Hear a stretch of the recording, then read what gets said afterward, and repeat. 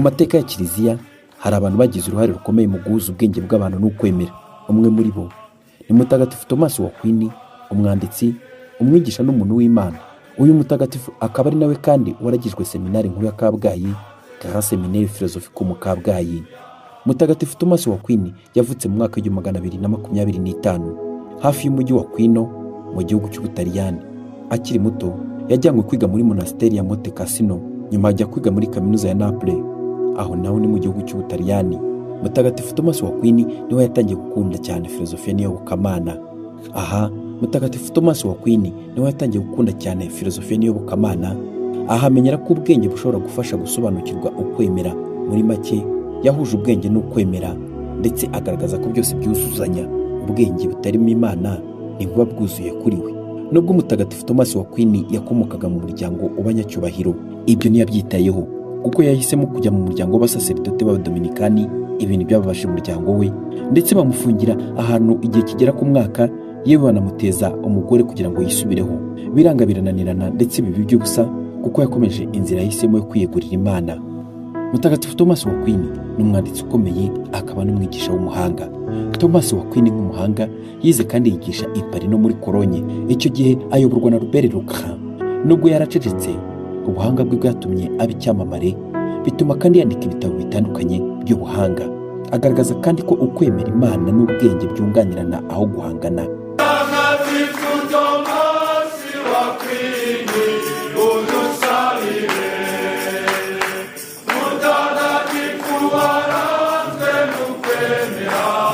Muri make Mutagatifu Thomas wa Aquin kuri ubu waragijwe seminari nkuru ya Kabgayi, Grand Seminaire Philosophique mu mwaka w'273, nyuma yo kwandika ibitabo byinshi bitandukanye ahuza ukwemera n'ubwenge.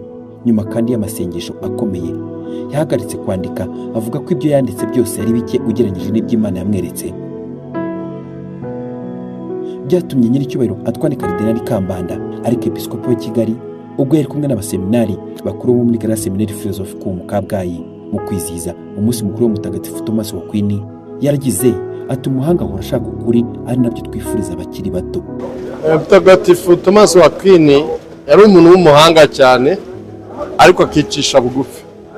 Ubuhanga nyakuri burangwa no kwicisha bugufi, ni ukuvuga ko utazi byose, kandi ko buri muntu ushobora kugira icyo umwigiraho kuko utazi byose.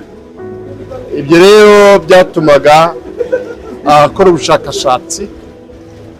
Umuntu w'umuhanga rero ahora afite inyota yo kumenya kurushaho, ahora afite inyota y'ubushakashatsi. Noneho rero ibyo bigenda biganisha no ku Mana, kuko Imana ifite ubuhanga buhanitse burenze kure umuntu, buryo umuntu atazigera agera ku buhanga ngo abe yabumarayo bw'Imana. Niyo mpamvu rero uko umuntu arushaho kumenya, niko arushaho kugira inyota yo kumenya. Ibi rero bigenda biganisha no mu kuri, kuko ubuhanga ni ugushakisha ukuri, kandi ukuri kutugeza ku rukundo, ariyo Mana nyirizina, ari nawe umukiro. Ibi rero byose nibyo dutoza abato, kugira ngo mu mpano bafite zinyuranye bagende bagusha aho ngaho, bibaho umurongo wo kugera ubuhanga buhanitse no ku kuri k'urukundo.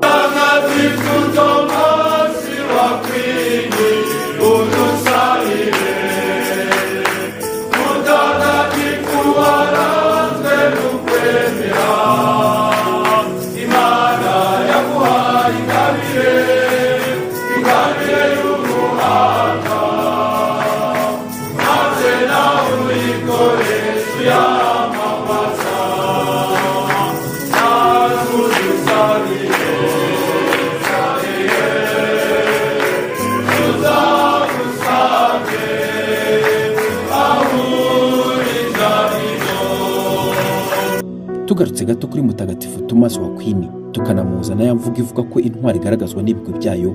Kubera ibigwi bye no kuba umuhanga n'umwigisha wa Kiliziya, byatumye Mutagatifu Thomas wa Aquin seminari nkuru ya Kabgayi yatangiye mu mwaka w'1988 Grand Seminaire Philosophique mu Kabgayi imugira umurinzi w'abaseminari by'umwihariko biga filozofiya, bityo iragizwe umutagatifu Thomas wa Aquin nk'ikirango cy'uburezi bushingiye ku kuri, ubushishozi n'ukwemera, ndetse kuba ari we murinzi wayo byibutsa abaseminari guhuza amasomo n'ubuzima bwa roho, kandi bahamya ko nta muhanga wirata ubuhanga. Mutagatifu Thomas wa Aquin ni umutagatifu wagaragaje ubuhanga kandi ubuhanga nyabwo, atari ubwo rimwe na rimwe iyi si itubwira ko ari ubuhanga, rimwe na rimwe ugasanga si bwo koko.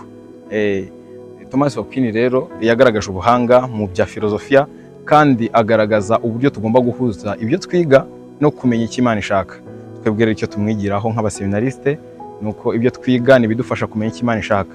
Ijambo ry'Imana ritubwira ngo gukunda Imana nibwo buhanga, kumenya Imana nibwo buhanga, niba ntibeshye, ariko ni muri iyo sansi. Ngo rero twebwe twiga amasomo tukayahuza n'ubuzima turimo, kandi budufasha kugororokera Imana, gukora icyo Imana ishaka. Murakoze cyane, nicyo tumwigiraho muri rusange. Abantu bashaka ubuhanga, tugomba guhora twumva ko kuba twagira imitwe yuzuye ubuhanga ntabwo bikuraho urukundo rw'Imana, bityo bikatubwira ko tugomba guhora dushishikariye kugira icyizere, guhora tuyizeye, tukagira ukwemera mu Mana yo iduha ubuhanga bwayo. Ubuhanga tugira nk'abantu ntacyo budufasha kugeraho mu gihe butari mu Mana. Icyambere cyo ni umutagatifu ubona ko Nyagasani yamuhaye ubwenge, agerageza gufata ubwenge bwe ntiyabwiratana, ahubwo abubyaza umusaruro, agerageza gusobanura inyandiko zigiye zitandukanye za Kiliziya, ndetse abasha gusobanura ukwemera akoresheje ubwenge bwe karemano Imana yamuhaye.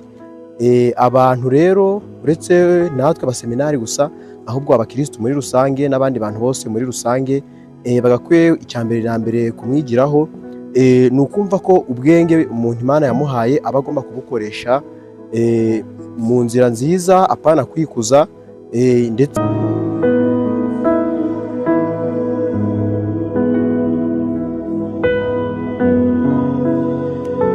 nk'uko twese twaremewe kuzajya mu ijuru, kandi ariho tuzishima iteka. Akaya ndirimbo y'umuhanzi Mutagatifu Thomas wa Aquin, nyuma yo guhagarika kwandika ubuhanga ahuza ubwenge no kwemera Imana, yitabye Imana mu mwaka w'1274 ari mu nzira ajya mu nama nkuru ya Rio, ndetse nyuma y'imyaka mike Kiliziya imugira umutagatifu, anagirwa umwigisha wa Kiliziya. Ngiryo iherezo rye. Mutagatifu Thomas wa Aquin akomeje kuba icyitegererezo cy'abahanga n'abigisha ba Kiliziya, umuntu wagaragaje ko gushaka ukuri ari inzira ijya ku Mana. Ngayo